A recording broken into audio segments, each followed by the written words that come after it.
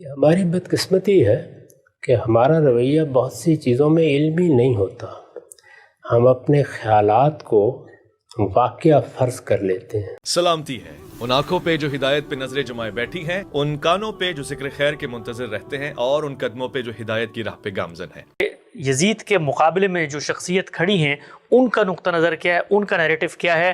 کیا وہ اس کے مقابلے میں شرائعت پر مبنی اسلام کا کوئی الگ نظم اجتماعی بنانا چاہتے ہیں؟ کیونکہ بالعموم جو نیریٹو ہے وہ یہ ہے کہ ایک فاسق، ایک فاجر، ایک متغلب، ایک ایسا حکمران آ گیا ہے جس نے مذہب اسلام کے تار و پود بکھیر دی ہیں، اور اب کسی شخصیت نے اٹھنا ہے اور اٹھ کے دین کو اس کی حقیقی صورت میں بحال کرنا ہے. ہم لوگ تو بچپن سے شعر بھی سنتے آئے ہیں کہ اسلام زندہ ہوتا ہے کربلا کے بعد. میں چاہتا ہوں ذرا کھل کے بات کریں لوگ اب آپ کے سیاسی موقف کو اور جیسے آپ منفرد انداز میں چیزوں کو دیکھتے ہیں، اپریشیٹ بھی کر رہے ہیں. بتائیے گا مجھے سیدنا حسین کا جو موقف تھا، کیا وہ یہ نہیں تھا جو عام طور پہ دنیا بھر میں معروف ہے کہ ایک فاسق، فاجر، ایک بدعہد حکمران آ گیا ہے، اب اسلام کو اس کے ہاتھوں سے آزاد کروانا ہے اور حقیقی اسلام کی بازیافت ہے، اس کے لیے جدوجہد کرنی ہے؟ ہماری بدقسمتی ہے کہ ہمارا رویہ بہت سی چیزوں میں علمی نہیں ہوتا. ہم اپنے خیالات کو واقعہ فرض کر لیتے ہیں. ابھی آپ نے فرمایا پوری امت سے کیا مراد ہے؟ ہمارے ہاں پچھلے 1400 سال 1500 سال میں بہت سے اہل علم پیدا ہوئے ہیں، مورخین ہیں، محدثین ہیں. تفسیر پر جن لوگوں نے غیر معمولی کام کیا ہے وہ لوگ ہیں. علم کلام کے ماہرین ہیں، فلسفے کے ماہرین ہیں، اسی طرح علوم عالیہ ہیں، لغت، ان سب چیزوں کے وہ لکھ رہے ہیں. مورخین کا تو خاص موضوع یہی ہے. ان میں سے کسی نے یہ باتیں بیان نہیں کی. نکال کے دیکھ لیجیے. یعنی اگر کبھی موقع ملے تو صرف ابن کثیر کی البدایہ والنہایہ نکال کر دیکھ لیجیے. واعظ حضرات ایک افسانہ بنا کے پیش کر دیتے ہیں.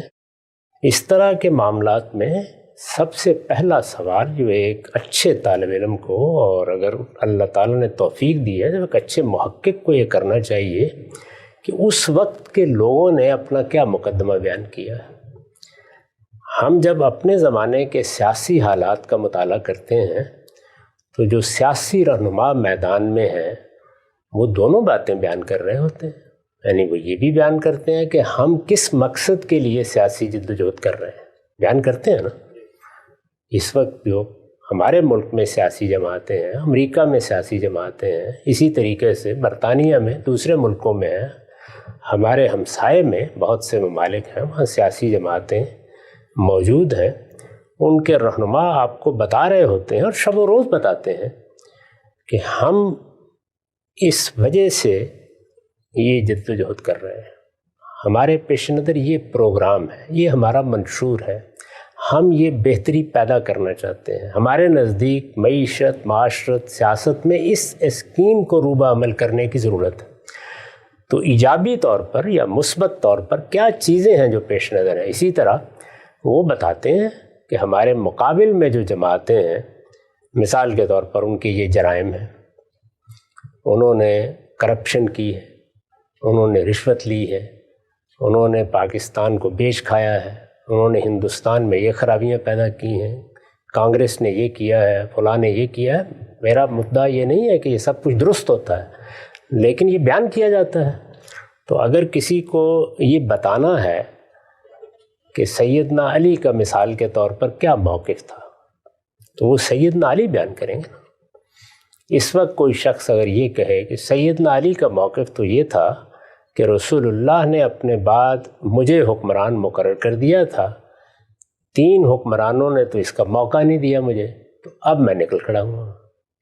تو یہ بات اس وقت جو لوگ کہیں گے ان کے کہنے پہ مان لی جائے گی. آپ کو تاریخ میں جا کے دیکھنا پڑے گا کہ خود سیدنا علی نے جب خلافت سنبھالی یا جب خلافت ان کے پاس نہیں تھی تو انہوں نے اپنے بارے میں کیا بیان کیا. اسی طرح کا معاملہ، یہی اصول سیدنا حسین کے بارے میں ہونا چاہیے، یہی اصول سیدنا حسن کے بارے میں ہونا چاہیے، یہی اصول معاویہ رضی اللہ عنہ کے بارے میں ہونا چاہیے.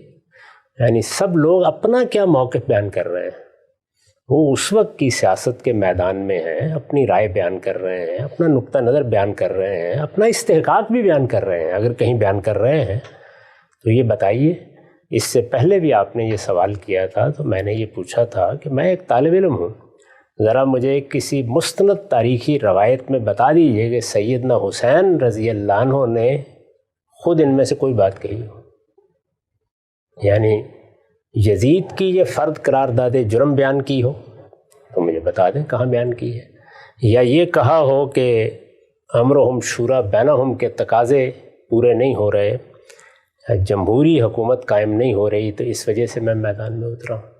تو اس طرح کی کوئی چیز اگر کہنی ہے تو ان بزرگوں کو پہلے کہنی ہے۔ ہم اپنے تخیلات کے گھوڑوں پر پرواز کر کے نئی دنیایں دریافت کر کے نہیں لا سکتے۔ تاریخ یہ تقاضا کرے گی کہ آپ یہ بتائیے کہ ان کا موقف کیا تھا۔ اس وقت کی دنیا میں آپ کے سیاسی رہنما ہیں، روز اپنے موقف بیان کرتے ہیں، اس میں بھی بعض اوقات افواہیں اڑ جاتی ہیں۔ ابھی میں آج دیکھ رہا تھا کہ ہمارے ملک کے وزیر اعظم جو اس وقت وزیر اعظم ہیں وہ یہ بیان فرما رہے ہیں کہ فلاں اور فلاں معاملے میں میرا جو موقف بیان کیا گیا ہے وہ میرا موقف نہیں ہے۔ تو بارہا ایسا ہو جاتا ہے کہ اس دنیا میں، یعنی جس میں ریڈیو ہے، ٹیلی ویژن ہے، سوشل میڈیا ہے، معلوم نہیں کیا کیا ذرائع ہیں، ایک طوفان ہے، ہر طرف کیمرے موجود ہیں، وضاحت کی ضرورت پڑتی ہے نا۔ تو میں تو وضاحت کی بات نہیں کہہ رہا، میں تو یہ کہہ رہا ہوں کہ مجھے ذرا دکھا دیجئے کہ ان میں سے کون سی بات انہوں نے فرمائی ہے۔ تو آج جو لاکھوں لوگ وہ موقف بیان کر رہے ہیں، آپ خود فرماتے ہیں اتنا بڑا جمع غفیر، ظاہری بات ہے آسمان سے اتر کے آئے نہیں، نہ کسی میدان میں جمع ہو کے سب مل کے جھوٹ بولیں گے۔ یہ لاکھوں کروڑوں لوگ دنیا بھر میں جو عزاداری کرتے ہیں، ماتم کرتے ہیں، دنیا کو یہی مقدمہ بتاتے ہیں، تو یہ مقدمہ آخر پیچھے نسلوں نے ان کو پہنچایا ہوگا۔ اب یہ دیکھ لیجئے، یہ بھی ایک دلچسپ سوال ہے۔ یعنی ایک واقعہ پیش آیا ہے جس کو غدیر خم کا واقعہ کہا جاتا ہے۔ ایک تالاب پر رسالت پاک صلی اللہ علیہ وسلم نے پڑاؤ کیا اور وہاں ایک واقعہ پیش آیا۔ اس میں جو بات کہی گئی ہے وہ بات ہمارے ہاں بھی موجود ہے، وہ اہل تشیع کے ہاں بھی موجود ہے۔ اس کو سمجھنے کا ایک عمل کئی صدی بعد شروع ہوتا ہے اور پھر اس کے بعد وہ ایک عقیدہ بنتا چلا جاتا ہے۔ تو ہر چیز جو کہی جاتی ہے اس طرح نہیں ہوتا کہ بہت لوگ کہہ رہے ہیں تو یہ اجماع ہو گیا، تواتر ہو گیا۔ بھائی اس کو پوری تاریخ میں دیکھنا پڑے گا نا، یہ کب وجود پذیر ہوئی ہے، کب اس کی پیدا ہوئی ہے، کہاں سے ہوئی ہے، کہاں سے پھوٹی ہے، پھر اس کے بعد دیکھیں گے۔ یہ آپ کے علم میں ہے کہ میں جب سنت پر تحقیق کر رہا تھا تو دائیں بائیں سے ہر طرف یہی معلوم ہوتا تھا کہ بچہ پیدا ہو جائے تو اس کو اپنی آغوش میں لے کر اس کے کان میں اذان کہنی چاہیے، ایک کان میں اذان دوسرے میں اقامت۔ تحقیق کی تو معلوم ہوا کہ کوئی بنیاد نہیں ہے اس کی۔ مسلمان پہلی 3 صدیوں میں واقف ہی نہیں تھے ذرا سے اس سے۔ تو اس لیے اس طرح کی بہت سی چیزیں ہوتی ہیں جن کو جب آپ پوری تاریخ میں رکھ کے دیکھتے ہیں تو اس وقت یہ واضح ہوتا ہے کہ یہ چیز کیسے پیدا ہو جاتی ہے۔ ہم نے جب آنکھ کھولی تو ہمیں تو یہی معلوم ہوتا تھا کہ بس آدمی مرا ہے تو اس کے بعد گھر والوں کو بھی خرچ کر کے مر جانا ہے، کیونکہ 5-7 جمعراتیں کرنی پڑیں گی، کوئی ایک کل شریف پڑھنا پڑے گا، پھر چہلم پر جا کر کہیں نجات حاصل ہوگی۔ لیکن بعد میں معلوم ہوا کہ ان میں سے کوئی چیز بھی دین میں نہیں ہے، لوگوں کی ایجاد کردہ بدعتیں ہیں۔ تو اس لیے میں نے تو بڑی سادہ بات کہی ہے کہ آپ کی تاریخ موجود ہے نا، مثلا البدایہ والنہایہ، یہ ابن کثیر ہیں، ابن تیمیہ کے شاگرد ہیں، 8ویں صدی ہے۔ بھائی 8 صدیوں تک مسلمان امت کو اگر یہ پتہ نہیں تھا تو اب کیسے معلوم ہوا؟ تو ذرا دکھائیے مجھے۔ اس میں پورا موقف بیان کیا انہوں نے، ایک پورا باب ہے جس میں وہ بیان کرتے ہیں کہ کیا مسئلہ ہوا، کیسے نکلے، پھر کربلا کا واقعہ کیسے ہوا، اس کی تمام تفصیلات بیان کی ہیں انہوں نے۔ تو مجھے ذرا دکھا دیجیے اس میں کسی جگہ۔ میرے دل میں ایک بات ہے اور ایسا ہونا چاہیے، میرا ایک رومان ہے، میں اس کو دیکھنا چاہتا ہوں۔ یہ انہیں بیان کرنا تھا، وہ بڑی غیر معمولی شخصیات ہیں، بڑی زیرک شخصیتیں ہیں۔ میرے نزدیک تو اس کا کوئی امکان ہی نہیں تھا میرے بھائی۔ اگر سیدنا علی بھی دنیا میں رہتے تو موروثیت ہی ہونی تھی۔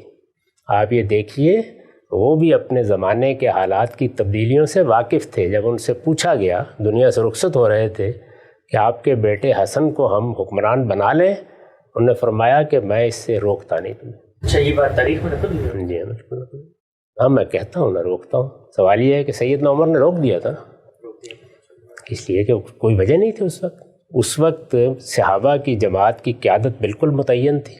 یہ معلوم تھا کہ ان لوگوں میں سے جس کو بھی حکومت دی جائے گی باقی لوگ اس کے سامنے سر تسلیم خم کر دیں گے. آخر انہوں نے جب 6 لوگوں پر یہ ذمہ داری ڈالی تو کیا کہہ کے ڈالی؟ ذرا پڑھیے تاریخ میں، طبقات ابن سعدی میں پورا واقعہ نکال دے کہ دیکھ لیجئے کیا کہا. انہوں نے کہا تم 6 اس وقت مسلمانوں کے رہنما ہو، جس نے اختلاف کرنا ہے تمہاری وجہ سے کرنا ہے. یعنی عام لوگ ایسے نہیں اختلاف کرتے سیاسی معاملات میں، ان کا کوئی لیڈر اور رہنما ہوتا ہے، وہ کہتے ہیں اس کو ہونا چاہیے. اس وقت بھی دیکھ لیں پاکستان میں انگلیوں پر گن سکتا ہوں کون سے لیڈر ہیں، جہاں کہیں بھی آپ لوگوں سے پوچھیں گے انہی کے بارے میں لوگ کہیں گے کہ ان کو ہونا چاہیے. یعنی اگر آپ کوئی سروے کریں تو لوگ بتا دیں گے آپ کو. تو جن لوگوں کو ہونا چاہیے وہ انہوں نے فرمایا یہ 6 ہیں. یہ 6 کوئی شورا نہیں تھی، یہ کوئی پارلیمنٹ نہیں تھی، یہ 6 وہ لوگ تھے جو خلافت کے امیدوار ہو سکتے تھے. تو انہوں نے کہا کہ تم بیٹھ کے فیصلہ کرو. پہلا فیصلہ تمہیں کرنا ہے کہ تم کس پر اعتماد کرتے ہو. اور آپ دیکھیے وہاں کیا ہوا. عبد الرحمن بن عوف نے بیٹھتے ہی یہ کہا کہ بھائی پہلے تعداد کم کرتے ہیں، 3 کے حق میں دستبردار ہو جائے. ان کے ایما پہ ہو گئے، باقی 3 رہ گئے. انہوں نے کہا میں اپنے آپ کو خود دستبردار کرتا ہوں، مجھے حق دے دو کہ میں تم دونوں میں سے فیصلہ کرتا ہوں.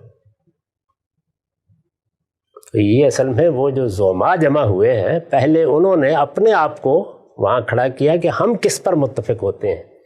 پھر اس کے بعد لوگوں سے جا کے پوچھیں گے. پھر وہ نکلے بازاروں میں، ان پہ لوگوں سے بھی پوچھا. تو اس لیے میں بار بار عرض کر رہا ہوں کہ جمہوریت کے لیے ناگزیر ہے کہ وہ لوگ ہونے چاہیے جن سے یا تو آپ براہ راست رائے لے سکیں. یہ مجھے بتائیے کہ ممکن ہے؟ یہ تو اب سے 100 سال پہلے ممکن نہیں تھا، ابھی ممکن ہوا ہے. نئے مواصلات کے ذرائع پیدا ہوئے ہیں. ایک بڑی سلطنت میں آپ پورے امریکہ سے چاہیں تو ووٹ لے لیں، رائے لے لیں. تو یہ ووٹ لینا کو یہ نہیں کہ انسان کو سوجا نہیں، کیسے لی جائے. پرانے طریقے یہی تھے، قبیلے ہیں ان کے سردار جمع ہو جائیں سارے کے سارے. چلیے ان کے درمیان میں اگر اتفاق ہو جاتا ہے، ابھی آپ افغانستان میں آپ کو یاد ہے نا ایک جرگہ ہوتا ہے خاص، قبائلی سرداروں کا جرگہ ہے، وہ بیٹھ کے فیصلہ کر دے گا. رسول اللہ صلی اللہ علیہ وسلم کے بعد کیا ہوا؟ آپ کی دعوت نے مہاجرین اور انصار میں ایک قیادت پیدا کر دی. گن کے دیکھ لیجئے وہ کون لوگ تھے. ابو عبیدہ بن الجراح ہیں، معاذ بن جبل ہیں، صدیق و فاروق تو خیر گلہائے سرسبد ہیں، سیدنا عثمان ہیں، سیدنا علی ہیں، زبیر رضی اللہ عنہ ہیں، طلحہ، یہی لوگ ہیں. عبد الرحمن بن عوف ہیں. یہ کوئی 8 10 12 لوگ ہیں جن کے بارے میں معلوم ہے کہ یہ اس وقت اصل میں مسلمانوں کی وہ جو جماعت پیدا ہوئی ہے، کوئی 1,20,000 کے قریب زیادہ سے زیادہ تعداد بیان کی جاتی ہے. ہمارے ہاں ایک چھوٹی سی کانسٹیٹنسی میں 2-2.5 لاکھ 3 لاکھ لوگ ہوتے ہیں. 1,20,000 کے قریب لوگ ہیں اور جزیرہ نما عرب کی حد تک ہے. تو یہ لوگ فیصلہ کر دیں گے، لوگ مان لیں گے. اور یہ سب کے سب ہجرت کی وجہ سے مدینہ میں جمع ہوئے تھے. اسی لیے مدینہ ہی کی حد تک لوگوں کی رائے، لوگوں کی یعنی ان زعما کی رائے لینا بالکل ممکن تھا. صورتحال تبدیل ہو گئی، صحابہ پھیل گئے، تابعین کی بڑی جماعت وجود میں آ گئی، سلطنت 3 بر اعظموں تک پہنچ گئی، لاکھوں لوگوں کا اضافہ ہو گیا. اب اس کے بعد کیا طریقہ اختیار کیا جائے؟ کوئی طریقہ نہیں تھا.